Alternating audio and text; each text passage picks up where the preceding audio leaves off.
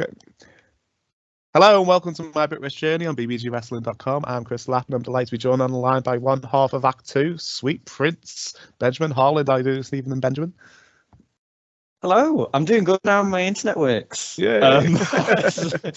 It's fun technical issues that people won't hear. But yeah, I'm doing good. How are you? I'm good. As always, this time of year, I'm full of hay fever. And if you hear noise in the background, Logan's in with me again. So, and yeah, I've got a few comments why I kept doing that. My dog's here. He comes as a strokes. But yeah, I'm really, really good. Thanks. Yeah, good, I'll try and cut out any sniffs, but nothing touches me. Okay. When the flying ants come out, I can take as many hay fever tablets, and nothing touches it. But yeah. So how's your 2022 been? Return to the ring wise? Mental, to be honest. Pretty much since like coming back in the middle of last year, things picked up way quicker and way more than I think I ever expected them to. Must be about a year since Fit Rest came back now. Yeah. For myself, it was the 23rd of July. So we're approaching on, as of time of recording, yes, an exact year. And honestly, it's been crazy, as cliche as it sounds. Like I've been able to do so much stuff that I thought would come years later down the line this early, if anything, because I was only around for one full calendar year actually on the scene before lockdown happened, so sort of closing in on my second, and it's been incredible, honestly. Yeah, you seem to be everywhere. It was like, from like Sacrifice and Future down south up to, I've seen you around Manchester and Preston and just everywhere. It's because I live in Stoke. Any excuse to get out. No, we're quite lucky to me and Jack. We're quite lucky to sort of have pockets of people in different areas and things like that. So we always sort of feel welcome wherever we end up. Somebody, Sash of Money Mountain, constantly causes the bad smell of British wrestling because you can never escape it. So we'll always be somewhere. You'll find us sitting in the middle of nowhere or somewhere, like we'll be in London. We'll be in, it's just traveling carnival of two is us. If you get back to like the lockdown, were there any matches or storylines in 2020 you're particularly looking forward to that couldn't happen for any reason? We had a couple of things lined up. There was a little run of singles matches that I was going to go on because myself and Jack sort of in an infancy as a team. We were a trio at that point. So it was still very much like we weren't established or anything like that. So we'd go around and just sort of see what people needed, essentially. But there was a run of a few singles matches that I was really looking forward to. I was supposed to have one with Tyler Owens. Oh wow! Of Next Level, who, unbelievably, considering how long I've known him, I've never actually wrestled in a singles match. We had a ladder match together. Like a multi-man ladder match. That's the only time we've really wrestled each other. So it was scheduled for. We're going to have a show. It'd be my very first main event. Wow!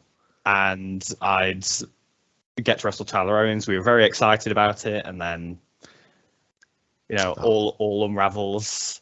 Between that and there was initial plans for us to go to Pro Wrestling for You in Stoke as well, which have come to fruition now. But they were sort of in the stage of we were going to debut there in 2020, and that fell through as well. But otherwise, to be honest, most of what's going on now especially came after lockdown.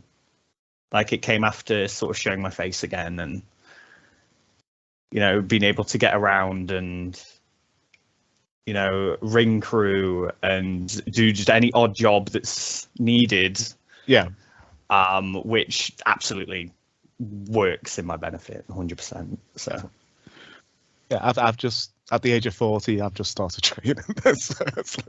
Oh wow! Okay. Yeah.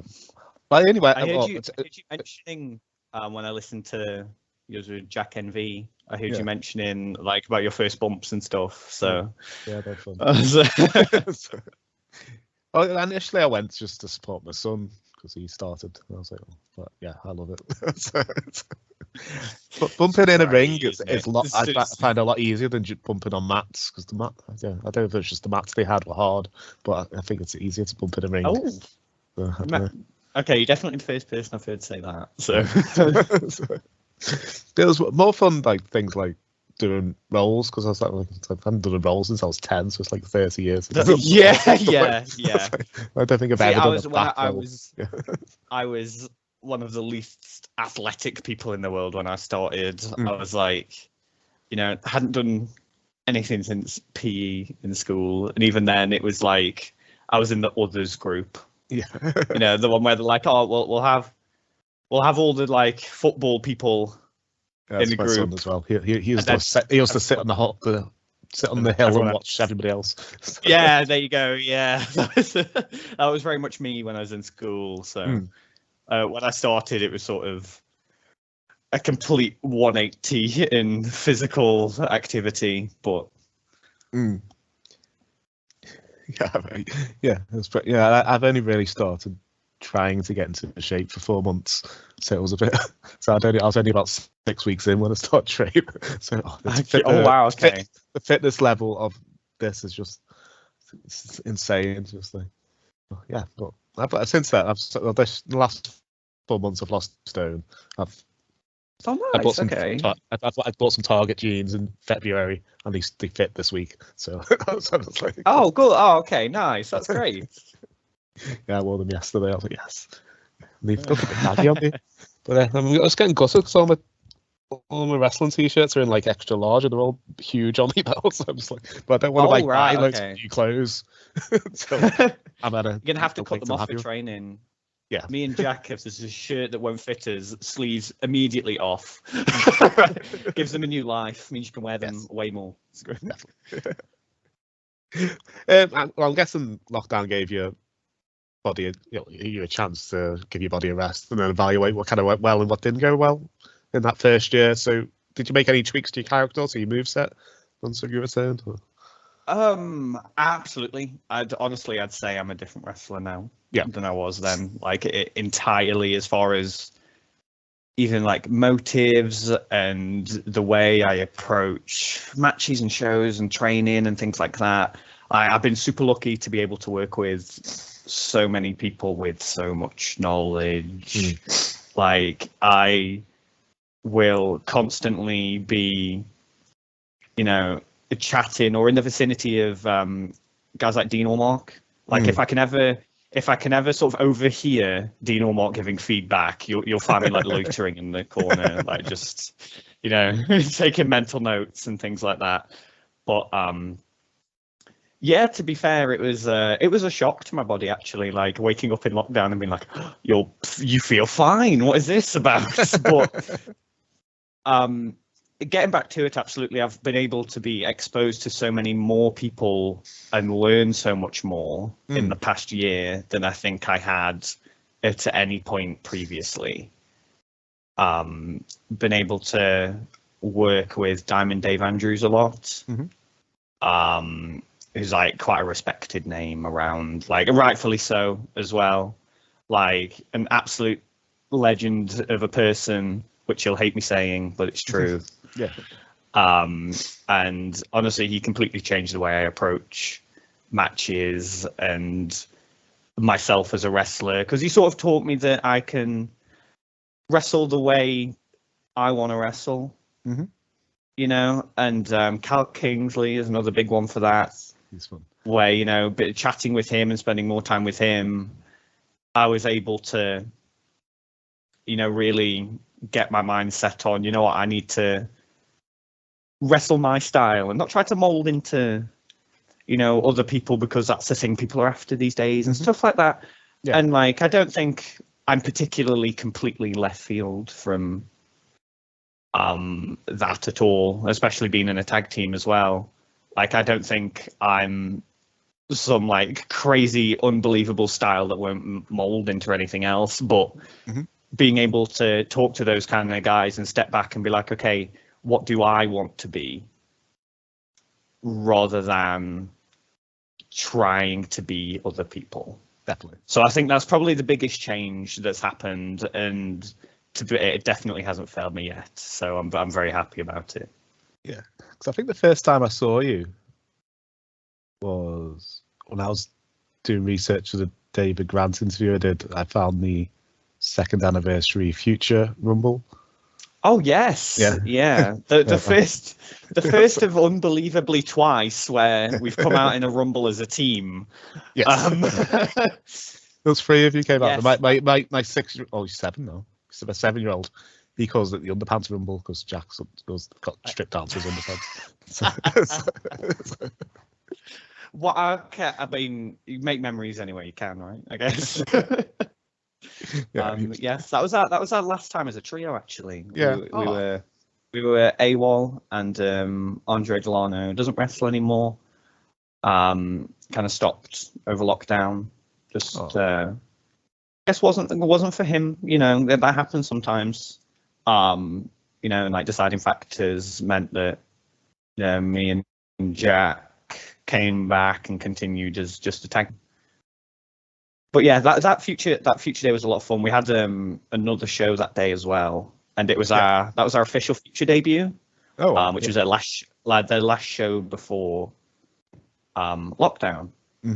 So we'd been going since 2019, like May of 2019, I think, and just sort of doing everything we could. Like, we'd go down, we'd build the ring, we'd be the people on music, we'd be the referee, we'd be, there was a weekend at one point when myself and Jack had done sort of every job in wrestling except wrestle.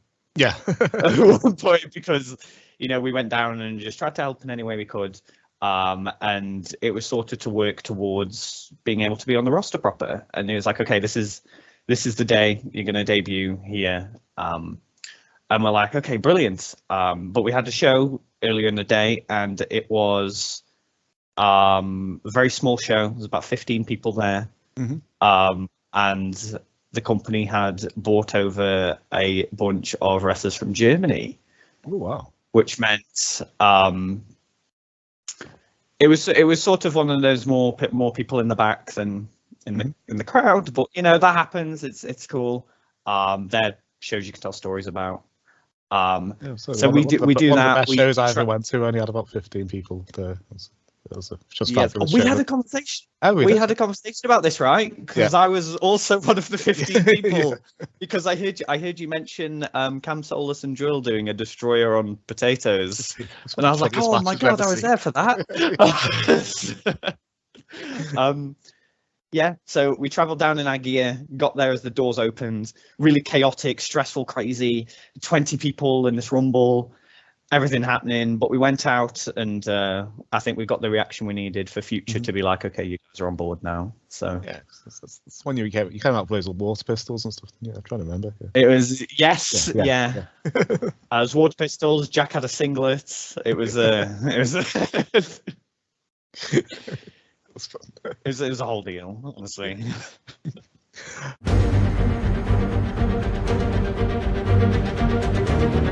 Right, so this gives you age away. So who's your favourite wrestler growing up?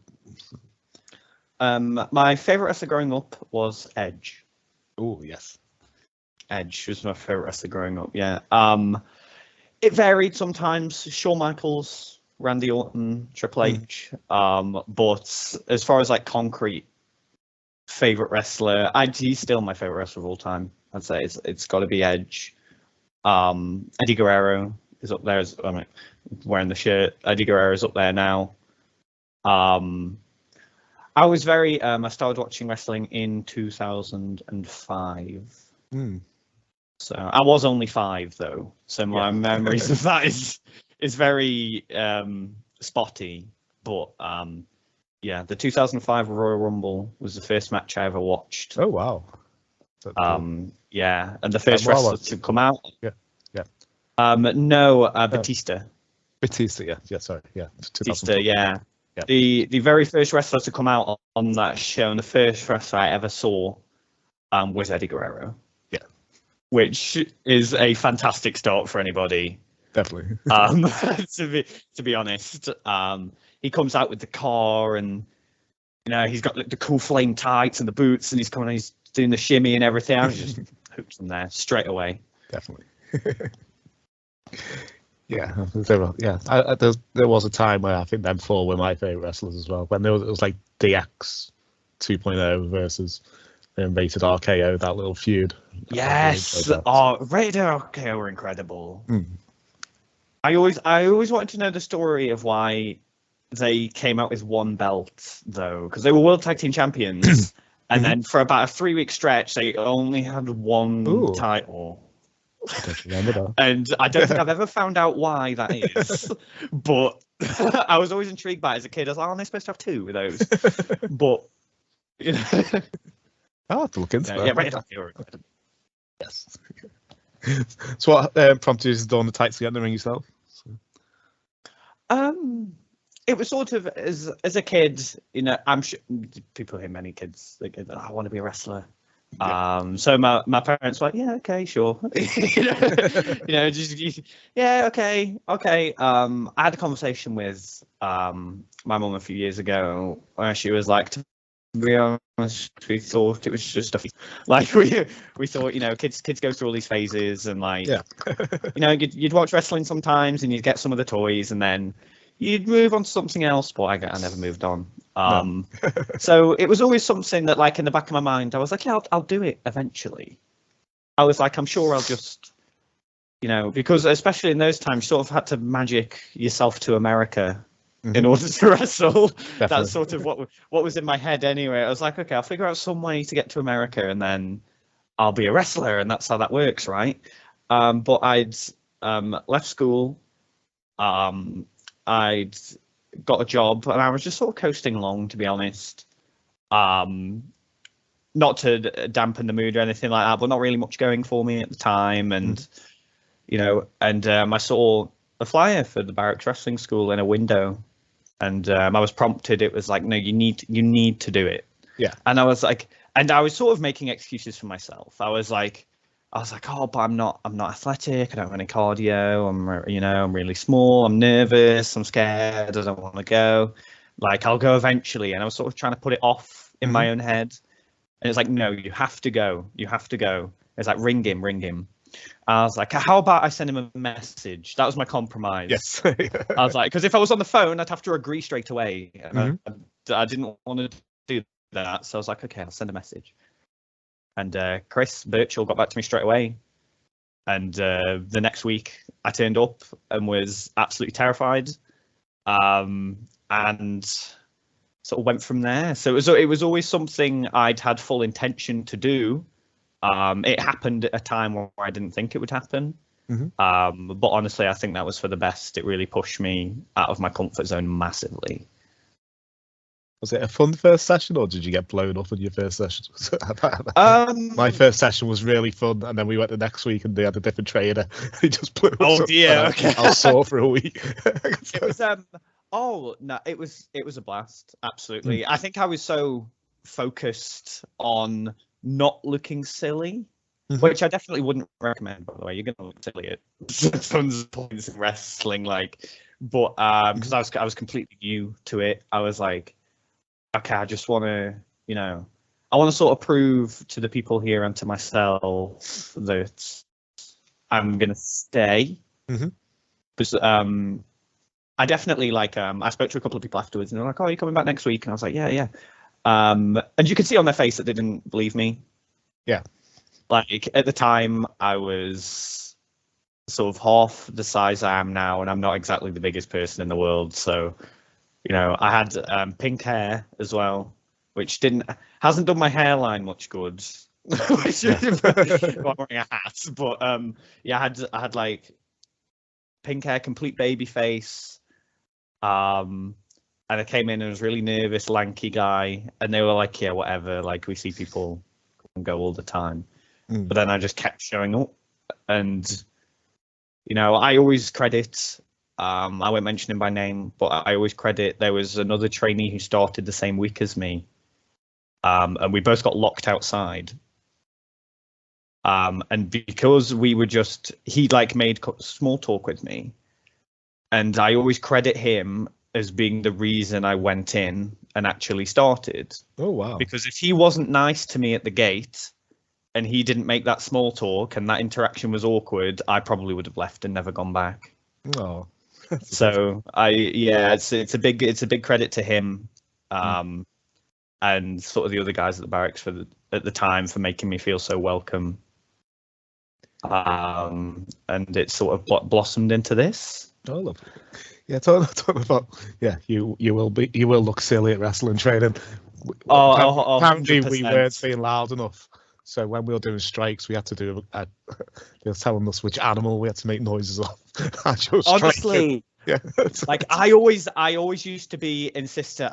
It was always said. It was always if you can do it in front of your mates, you could do it in front of a crowd, right? That's how it was always presented to me. And for the longest time, I was like, no, that's absolutely not true. I feel way sillier doing it in front of 6 people I know than like 60 that I don't. But I think that at least didn't come for me until I started working shows, and now like from at training, there's new people there and they're really quiet. I'm the annoying one going, no, you gotta make noise. Come on, you gotta be loud. Let's bring it out of you, you know. So full circle moment where you become the person that annoyed you years ago. Yeah, I was like, now you have to make it be a cow. So it's going, moo. You're a sheep and you're a pig. And no, that's a really good way of doing it, actually. Yeah. So it's a really good way of doing it, actually. That's smart. Yeah. That was all giggling. Yeah, and if you're taking the punch, you're a cat. It's Brilliant. It was fun. So you mentioned you're gonna get in the ring one day, and that's just gonna come up. That's just gonna happen. He's going to start meowing, and I thought, what is going on? This guy, like. That could be part of the gimmick. I just somehow make animal noises when I get punched. So you mentioned you were trying to mold your style around certain wrestlers when you started wrestling. So was it like Edge, and was he like a major person you're trying to?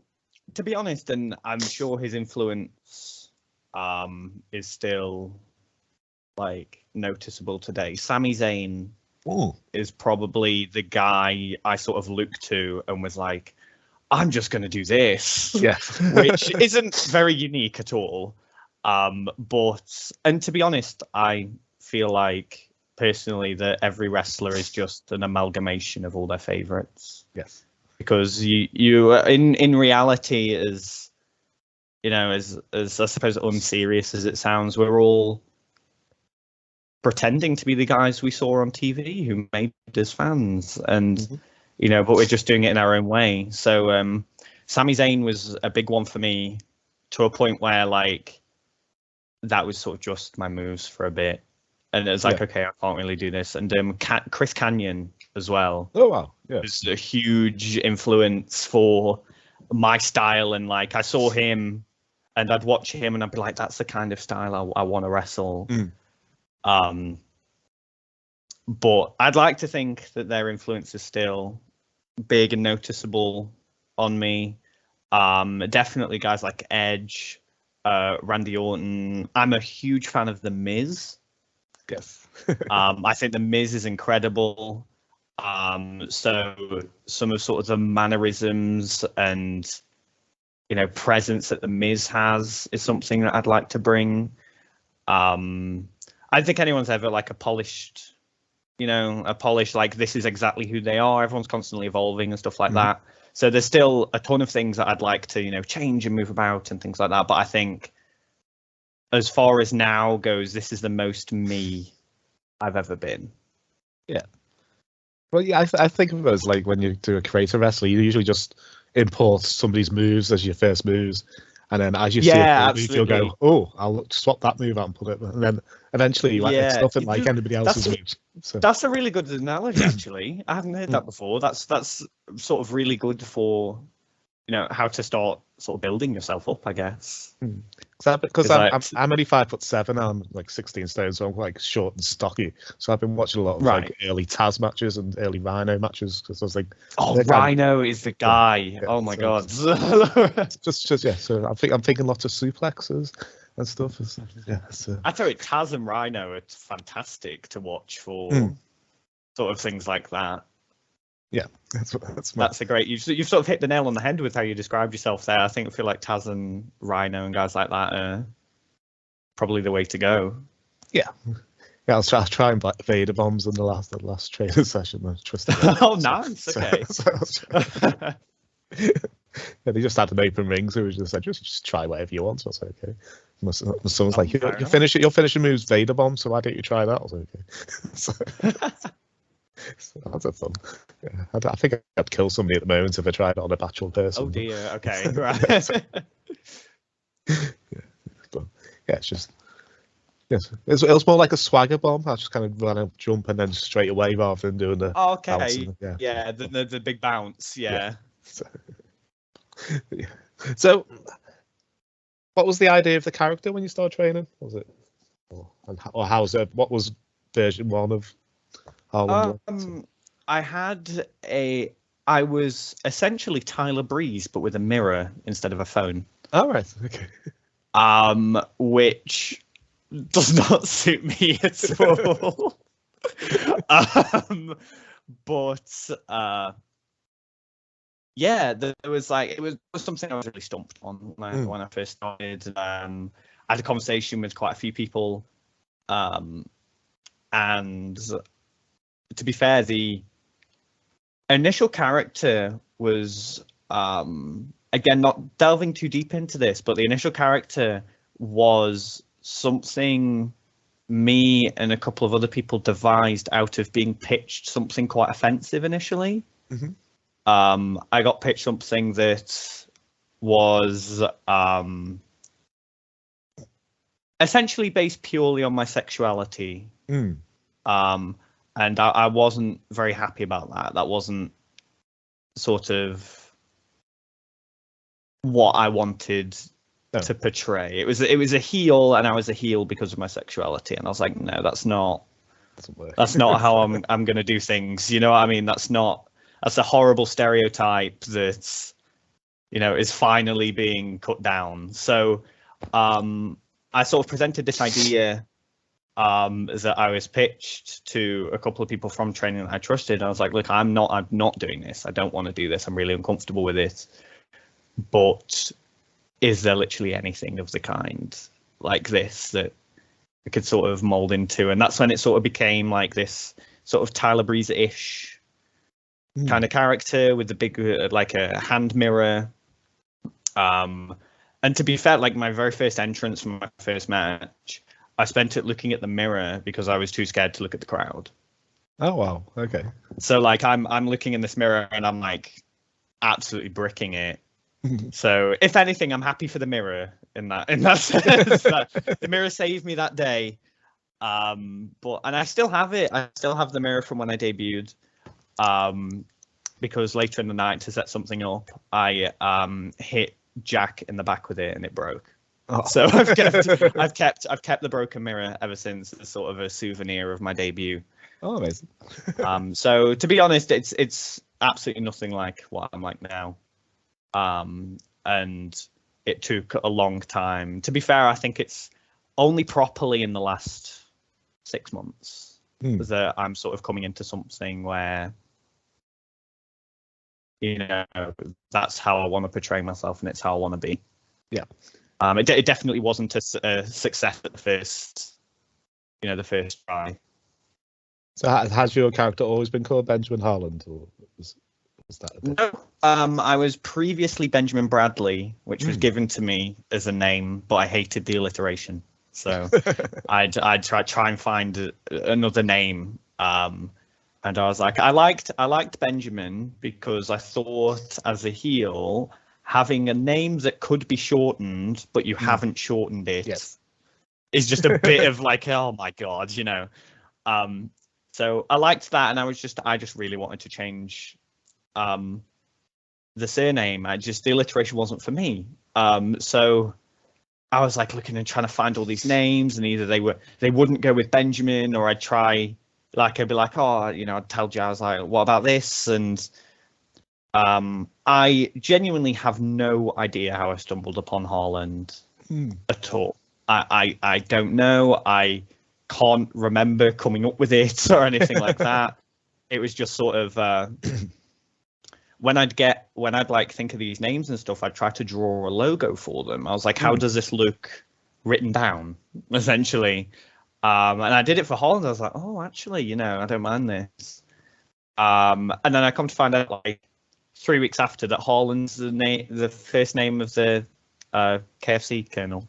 Is it? So I guess maybe I accidentally picked it up in KFC one day, and I was like, had one of those weird memory lapses where you think you've thought of it off the top of your head, but you actually saw it happen 3 weeks ago and forgot you saw it. Yeah. So maybe it was that, but it's not the most interesting story of how I found my name. But I got a lot of digs for changing it initially, but I don't plan on changing it again. So. No. And where did the Sweet Prince moniker come from? So that is actually from a forum online. Oh, right. I'm part of a forum that's called Sweet Prince, and there's only about 20 people on it. It's just a private, like, we're just friends, and we met on a completely different one, and we wanted our own, and that's just how that came about. I didn't name it or anything, but those were sort of the people who I'd share the start of my wrestling journey with. So those were the first people to find out that I started training, and they were the first people to, find out, I'm debuting, I'm getting a match, and then there's sort of record of my journey. Oh, wow.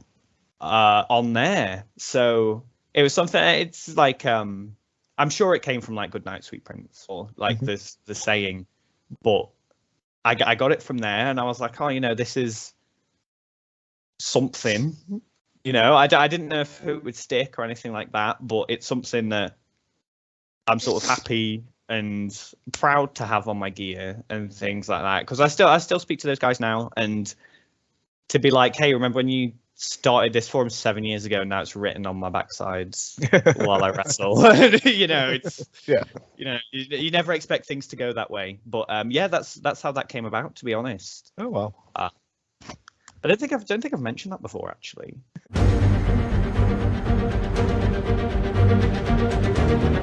You are, like, one half of Act 2 with Jack. So tell us a bit about history of the team and how you met Jack.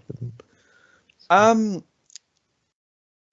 really like telling this story. Maybe it's a bit dramatized from my end, but he didn't like me when we first met. Oh. He was, and he'll say this as well, he was so sort of focused on the wrestling aspect of wrestling that the idea of making friends with the people who were there with him just wasn't really in his head. So he says all the time that he's like, oh, you just some dude. And then we had a seminar about 6 weeks after I started, and I won't mention names again, but the person taking the seminar was like, yeah, you guys really need to stand out more, like look at him. And he pointed at me because of my hair, because I still had pink hair at the time. And he's like, look at him, he's got pink hair, you see him immediately, you recognize him. And Jack was like, I hate him. How dare he get the recognition and not me, when I've been here for months grafting, and 6 weeks in, this guy, like, not because of my hair, that was terrible, I was 6 weeks in, but he was like, because of my hair and I stood out, I guess, said wrestler was like, yeah, him, right? And so Jack just didn't really like me from that point on, until we actually started speaking to each other, and he, and we realized we're very similar as far as wrestling goes. Like our mindsets towards it were really similar. And then him, myself, and Andre Delano, who I mentioned earlier, all got a little bit frustrated with how certain things were going at the time. So we were like, shall we just go for it? Shall we see what we can do together? And because we'd marketed as a trio, we were like, okay, we'll be a trio, because that way, if you need 3 people, you've got 3 people. If you need a tag team, you've got a tag team. If you just need a singles guy, you've got a singles guy and 2 other people who can help with your show. We sort of set ourselves up as a car of hands, essentially. And it's from that, and from spending, me and Jack used to do this thing called Sunday Club, where we'd go down to our training school very early hours, of the morning till very early hours of the next morning, and we'd just wrestle and watch wrestling and see what we wanted to pick up and things like that. And it was times like that that really sort of made us the friends we are now. Oh wow, that's good. We're essentially inseparable. Like we were sorting out some travel plans and things like that, and there was like one spot in a car, I think. And David Grant, who you mentioned earlier, was like, well, we can't split those 2 up. Like, you can't have one of them in a car and the other in a different car. That's not allowed. They're together. They have to go together, right? Yeah. So yeah, since then we're sort of, Siamese, basically. And we get it a lot that sort of the way we talk to each other and things like that, it's either you guys clearly love each other or you want to rip each other's heads off. And we're like, no, it's always out of love. It's just our tone might be a bit different sometimes with each other than it is with other people. But no, Jack's best. He's my best friend, legitimately, and in wrestling. Like, he's, he knows my family. My family buy him Christmas presents every year. Yeah. He knows my friend. Like, he's in my core friend group, in and out of wrestling. He went with me and my family to pick up our dog when we got our dog. Oh. He's like been part of like these big moments in my life in general. And in like good and bad, he's absolutely fantastic, honestly. Oh. So how did your debut at Wrestle Island come about? I don't know, the sales on the show or offline? I think I said it offline. Yeah, I was so happy when I finally got to see you live. I believe we were replacements for somebody. I'm not sure who. I think because of with a card of that size, there's bound to be a couple of issues or travel issues or pullouts or double bookings and things like that. So we travel with Kyle Kingsley a lot anyway, and we're incredibly familiar with his ring. Mm-hmm.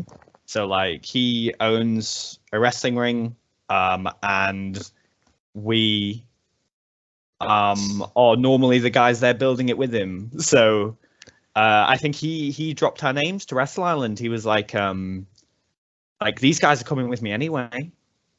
You know what I mean? Like and it turns out like Pete from Wrestle Island did know of us, which was a surprise. But he's like, oh yeah, okay. Like I've wanted to meet them before, so I was like, oh, that's cool. Oh, amazing. So we went down, and James Greenwood, the referee, yes, who's also amazing. He's amazing. Absolutely fantastic guy. He had his big famous whiteboard with him, his huge whiteboard that he carries everywhere. And we were written on there, and it just said Act 2. And we're like, okay, is it just one of us? And you don't know which one, so you've put our team name or whatever. And we come to find out that it was both of us. And we're like, huh, okay. And it confused a lot of other people in the match as well. I'm like, you two, like, entering together? I'm like, yeah, I guess. Like, again, like I said earlier, weirdly not the first time we'd done it. Yeah. But I think it was cool. It was unique. was a fun rumble. You know, it's sort of it's introduced us as a team straight away as well, which I sort of fell in love with tag team wrestling from doing it. So any opportunity to, you know, get a proper tag team dynamic in to a match or into like a full tag match or something like that, like being able to be a tag team, I feel is really important. So the fact that we got to debut and introduce that straight away was really cool, especially in a way that people will remember, because you'll see us and, you know, Wrestle Island fans are probably like, oh, they came together last time. You know, it's just something small and memorable that hopefully leads to more stuff with Wrestle Island in the future. Yeah, so they announced about 2 weeks ago they've introduced some tag titles. Yes, yes, indeed. Yeah, fingers crossed that will be some back type of tournament or something. I'll just, see. Yes, yeah. Hopefully, yes. Who are you hoping to feud with in the near future? Oh gosh, I have I have a big list. Do you want to do a couple of single ones and a couple of tag it's a ones? huge list, absolutely. I have a huge list. Charles Crowley has always been the very top of my list as a singles wrestler. I met Crowley when he was very new. He was only 10 or 15 matches in, I believe, when we first met. And it was my very first outside show from my training school. And as much of a TWAT as he is these days, spectacular one. Yes, indeed. He made a lot of time for me and made me feel comfortable, and I always appreciated that. And his style and presentation is what in Britain I point to, and I'm like, I want to be like that. I want to be that kind of wrestler, you know what I mean? So to be able to work with him would be really cool, full circle. There have been a couple of times where it was supposed to happen. It was announced initially for Catch in Manchester. We were going to be part of a gauntlet match together, but on the week before he got injured, and that didn't happen, unfortunately. There have been a few other times where it's been on the card, it's been written down, it's like this match is going to happen, and it didn't. So fingers crossed in the future. We finally get there. I get that match. That's a big one for me. That'll be fun. Big Guns Joe as well, who is another person who I look at and I'm like, that's my kind of style, that's my kind of presentation. There's sort of entertainment that guys like Big Guns Joe and Crowley can bring while still being incredibly good wrestlers. Like that's what I Big Guns Joe. He didn't wrestle for the first couple of shows. He came as like the sponsor of Wrestle Island, and he just come in and do promos and try to sell his shapes. Incredible! I remember he used to run the raffle at Future Shock, I believe, and that was his thing. It was like Big Guns Joe's raffle, and he'd just be mental doing the raffle. You know, but he's another person who, like, I guess me and Jack have sort of molded the traveling aspect of our career around, because if you go to if you see shows happening on a weekend, it's incredibly likely that Big Guns Joe is going to be at one of them. Whether he's wrestling or he's doing something silly like a raffle or a strongman tournament or just anything like that. And I've had the chance to tell him this since, but like that sort of really, and the success he's had with that really pushed me and Jack to sort of know we're doing the right thing by sort of traveling around and getting ourselves in front of as many people as possible. So Big Guns Joe is another massive match I'd really enjoy having. Definitely. And I think for tag teams, Lycos Jim is probably our number one. That's another. There was a sort of a smattering of conversation about it. At one point, me and Jack were incredibly excited, and still are at the prospect of getting to wrestle those guys. Personally, they've got to be top 3 tag team in the country. You know what I mean? Yeah. And I don't even think that's arguable. I think that's just a fact. So, you know, everyone's got opinions, but that's a pretty concrete one of mine, that they're so, like, you're going to think of UK tag teams, you're going to think of Lycos Gym. So being able to sort of push ourselves to get a match with those guys and hopefully help us establish ourselves as a top tag team in the UK. That's what we want to be, right? That's where, you know, along with those guys, the Greedy Souls would be really cool. Bronco, Brendan White, and Danny Jones. Oh yeah. Jack wrestled Brendan White at Good Wrestling recently. Incredible stuff. I'd love to work with both of those guys. We've met a handful of times. Seem to be other people who seem to be sort of on the same page with our ways of thinking and things like that. So it'd be really cool to sort of test ourselves against guys of that caliber. You know, similarly the 0121 as well. Yes. Would be very, you know, we really want to push ourselves out of the norm and like really give ourselves some tests on, you know, us as a team. And I think those kind of teams, those guys are sort of the way to go in order to do that. Yeah, definitely. I interviewed Kid Lycos 2 when he was 2018, when I think he was only 15. So it's amazing to see just in like a few years how amazing his career the dude's 20 and he's been wrestling 25 years. It's insane. Yeah. Like there's little clips of him. He was like 10 and he was wrestling Jay Lethal in training one time. I was like, what? How is this? yeah, it's amazing to see. Yeah, just see how.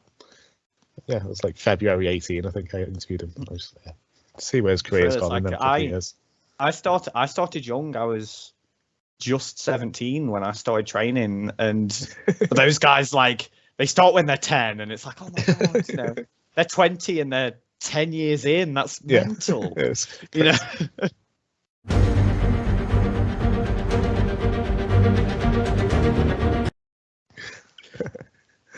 So it's the bit where you've been looking forward to the most. You've been telling me all week that you've been getting your card together. I'm a very big sort of TW and EWR, like booking simulator games. That's big for me. Like growing up and stuff, I'd love to play those. So as soon as I knew that this was the thing I was doing, I was like, yes, amazing. Gonna get this written down and gonna have a whole planning process. So cool. So if you're a promoter for a day, promoting a show, so using wrestlers you've either worked with, trained with, wrestlers associated to you in some way. If I give you a match type, you tell me who you put in that match. And as it's your show, okay, perfect. You can make every match into gender, every match fatal 4-way, 5-way. Add a stupid stipulation if you want. I do have a few multi-person matches on here because I was writing stuff down. I was like, oh, what about this person? And like, you know, I've sort of gone with the idea of infinite budget here. So is this show likely to ever happen? No. Yeah, a lot of people go, my opening contest would be a battle royal of everybody else I couldn't get on the show. One thing I would say though, I'd have myself and Jack Envy on commentary. Yes, that'd be fun. We would be the commentary team of the day. How on track we'd stay, I don't know, but that'd be a lot of fun. That is who I'd want with me at the booth. In sort of talking about this show. So. Okay. Right, so who have been your opening contests? Get the crowd excited. Crowd excitement, especially because of the wrestling I grew up watching as well. I always thought of cruiserweights. Mm-hmm. So I'd have Jack Knudsen, who I believe is spot on for introducing your crowd to wrestling, because he can pretty much do bits of everything. It's almost offensive. I'd have Jack Knudsen versus Joe Lando. Ooh, that'd be a fun shit. Yes. Paulie, I know Jack would love that match. Joe is great people and is unfathomably talented. And I think those two would have so much fun that it would really translate to the crowd. Definitely. And get people excited. You know what I mean? Mm-hmm. Yeah, I'd love to watch that match. Okay, so a comedy style match. Comedy. I'd have Charles Crowley and Chuck Mambo. Ooh, yes. Probably two of the most naturally funny people I think I've ever seen. I have never once seen Charles Crowley crack a joke that seemed forced. Mm-hmm. It's always just completely rolls off the tongue, and it's always hilarious. And Chuck Mambo is such like a fun-loving, sort of relaxed guy that him combined with how erratic Charles Crowley can be. I think see Charles Crowley at Progress where the woman was booing him on the front row, so when he got security to try and throw her out. Yes, she was booing him. Yes. Me and Jack were there for that. We've been lucky enough to sort of be a part of the crew for Progress. Oh, amazing. Recently enough, so we've been able to see sort of the arc of Crowley there. If people haven't watched Super Strong Style 16 Weekend on the network yet, I won't sort of say what goes on, but Crowley is one to look for on those shows. Oh, definitely. Was that the show where the crowd was singing twat twat twat twat twat twat twat twat twat twat? Yes. Oh, honestly. The chance. I was at Wrestle Carnival, which on time of recording was this past Sunday. Yes. And it's him versus Scotty Too Hottie. Yes. And some of the chants in that were absolutely incredible. Scotty Too Hottie clearly had absolutely no idea what was going on because all the chants were about EastEnders. Yeah. Scotty, I don't know what EastEnders is. He's so confused. But yeah, Crowley just has that natural connection with the crowd. He can make them laugh or cry. So I think in that role, he'd be absolutely perfect. Yeah, he's amazing. Something I'd love to get back on the show. I interviewed him in 2019, so it's something here. He's so busy. Mm-hmm. He's unbelievably busy, isn't he? Like he said to say the other day, he's going to Canada to do some matches. I think he is. He's going to Canada. Is like 1,000,001 plans. The guy never stops. It's crazy. Amazing. That's your women's title match. My women's title match would be a 5-way. Oh. I would have Jetta. Yes. Kanji. Yes, she's fun. Alexis Falcon. Yes. Lucia Lee and Eliza Alexander. Oh, mate. In a 5-way. I think everybody in that match brings something different. Jetta, honestly, is probably one of my favorite wrestlers right now.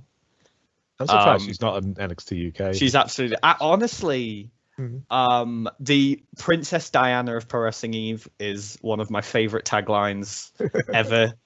So is the Sensei of Shall Eyes. Huge laugh every time I heard that. The entrance with the sing along and everything. Jetta is fantastic. Same can be said for everyone in that match, to be honest. That sounds like like a scramble. I've been able. Yes, yeah, I'm thinking scramble. Everyone in at once, go crazy. There is another scramble on this show. I won't lie, but you know, everyone goes crazy. I've had the chance to wrestle Lucia Lee. She's absolutely fantastic. I'd had one of my best matches involve Lucia Lee. It's a 6-person tag match. It was myself, Jack Knudsen, and Brandon Brooks versus Lucia Wesker and MJ Grayson of BDK. Oh, wow. I trained with MJ Grayson the other day. He was wow, really? Yeah, he's. I was the whole time going, I know you. Didn't introduce himself as MJ Grayson. BDK, incredible. Yeah. All 5 of them, absolutely star. I've got to wrestle all of them, and it's been a fight each time, which has been nice. You know what I mean? I sort of sometimes, you know, I want those kind of matches, like rugged sort of matches like that, and they definitely bring that. And it's, you know, it's a really good time. But definitely brought the best out of me. Definitely. I think. And then same goes for Kanji. Incredible. Got to see her wrestle Warren Banks at Art of Combat. That was incredible. That was amazing. Oh, wow. Alexis Falcon is brilliant. I wish she'd stop calling me Kathryu if she was to listen to this. But and of course, Eliza Alexander. I don't really need to. Everybody knows how amazing she is, and how great she's doing in NXT UK, and she's doing amazing. The absolute rise of her inside Brookside's is fantastic. Yeah, absolutely. Yeah.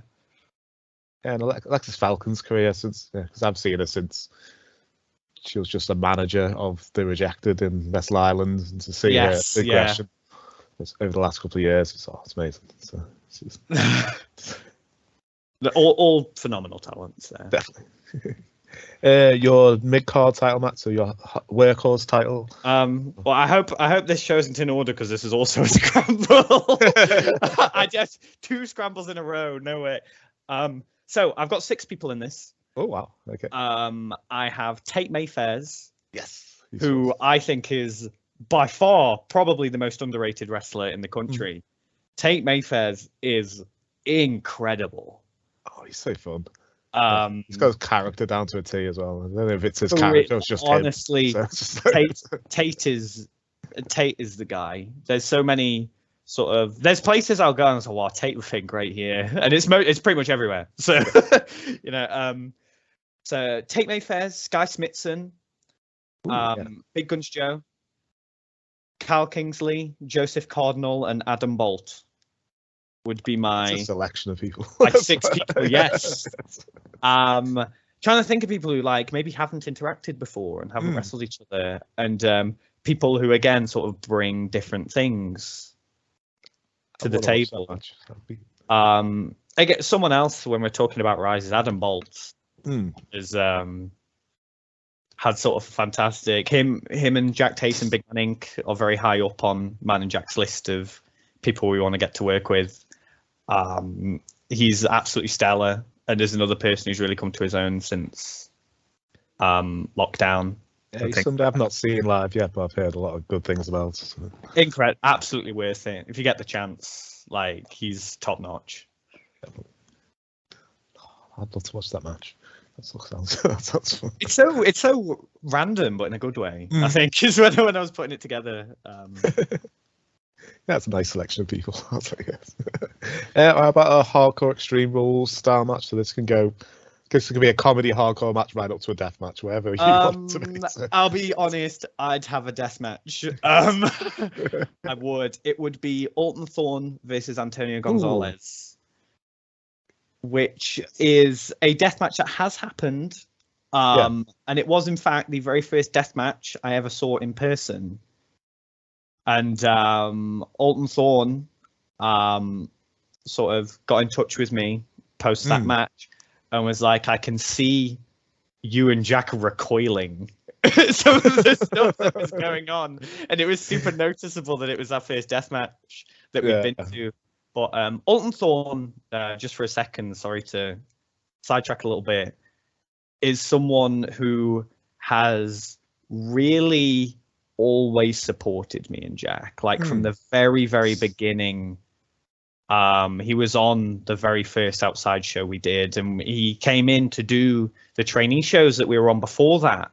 So he's one of the first guys I properly met in wrestling, and he's always been really, really supportive of us. And I think I can speak to both of us when we say we can't be thankful enough. I don't see him as much as I'd like to nowadays, honestly. But he's been such a help and a nice presence for us to have, which completely kills his big scary. He will kill you, but I saw him for the first time wrestle in. He was at TNT Extreme in January, February this year. Yes. Yeah, he is brilliant. Yeah. He's a crazy, crazy man, but he's honestly sort of someone who really put it out for me and Jack, and we really appreciate that. And again, speaking of people who've come into their own, again, it's sort of an ongoing theme. As he's found his calling in what he's doing now. And I don't get deathmatch wrestling. Wrestlers, I don't see why you'd want to do it. It's always intrigued me. I've always told people I'd do one. Everybody says they'll do one. Is that likely to be anytime soon? Probably not. But I would like to do one. That is a bucket list thing. I've had hardcore matches, I've had ladder matches, so you know, I'd like to tick that off one day. Maybe when I've got a couple of weeks off afterwards. So I just don't like the idea of being pierced with anything. I don't like needles, and so having glass jammed into me or pins jammed into me or barbed wire jammed into me, just like, oh, no. The closest I've been to that, I had a match involving drawing pins. It goes exactly how you think it goes. 0 out of 10. Do not recommend. No. I've heard it's not that bad going in, but having to pull out loads of drawing pins, an experience. I got some in my elbow. Oh, That's that's easily the worst part. No, I'm all right. No Vader bombs into tax anytime soon. No. No, if you went onto the ring and you pulled out a bag, I'd much rather it be Lego than drawing pins. But it's fine. Yeah. Okay, your tag team title match. My tag team title match has 4 teams in it. I have Reese and Rogan. Yes. Dean Ormark and Jody Fleisch.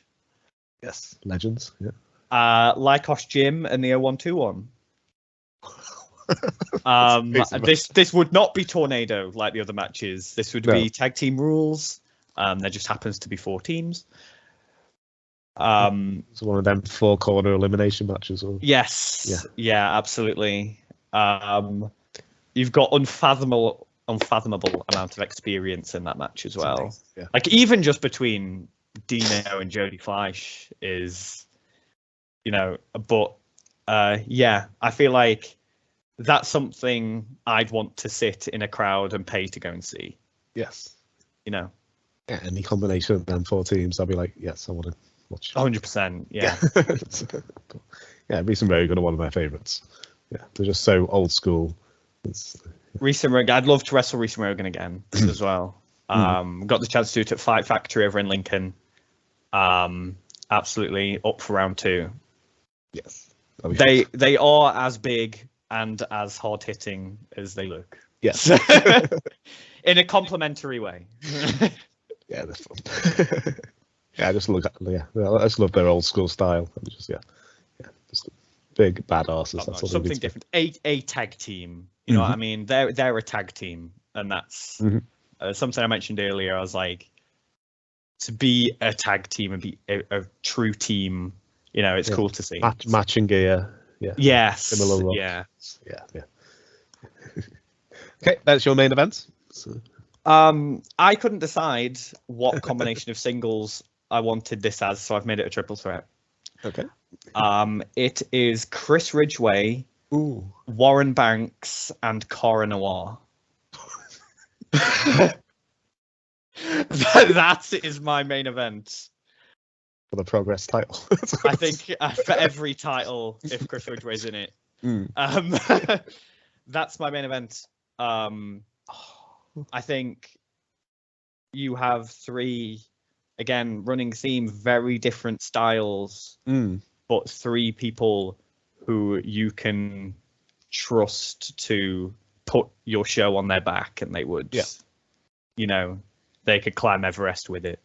Definitely. The 3 of them. I don't think I have much more to say about that. That's another one where I just want to sit down and just watch, you know. Definitely. Yeah, I've loved to watch like Warren Banks' evolution over the last 4 years since I saw him Wrestle Island. He's just turned into this beast. Warren Banks, one of those people where you just look at him and you're like, oh, he's just ridiculously talented, super nice dude, really handsome, looks that jacked. It's just offensive, honestly. So there's people where you see me like so envious of Warren Banks, you know. Yeah, I'm really looking forward to the. It's going to be Tom Dawkins in the match for Progress. I want to see how he wrestles without all the theatrics around it. So that's something me and Jack have been able to be there for the Spike Trevay, Cora Noir, Tom Dawkins arc, and what's gone on with those guys. So to see the next step in that is really cool. Really interesting. And it's genuinely intriguing, right? Like, sort of you want to see where this goes because you know he's not himself. Yeah. Or to be fair, he is himself actually, but he's not. He's a complete 180. He's a complete 180 on what people have seen. So, you know, that's really sort of intriguing and something you want to go and see. Yeah, I can't wait. Yeah, I'm just really intrigued how it's going to be. Yeah. Cool. So that's. I really want to watch that card. So. It'd be long, but I think it'd be a lot of fun. We'd have to have the one scramble match at the end of the first half, and then the other scramble match to open the second half. Oh, it's definitely death match at the end of the first half. We've got time to clean up. Yeah. Yeah, we can definitely. That's the way. Yeah, I think that's 100% where I'd put that match. Cool. So where can people see you in the near future?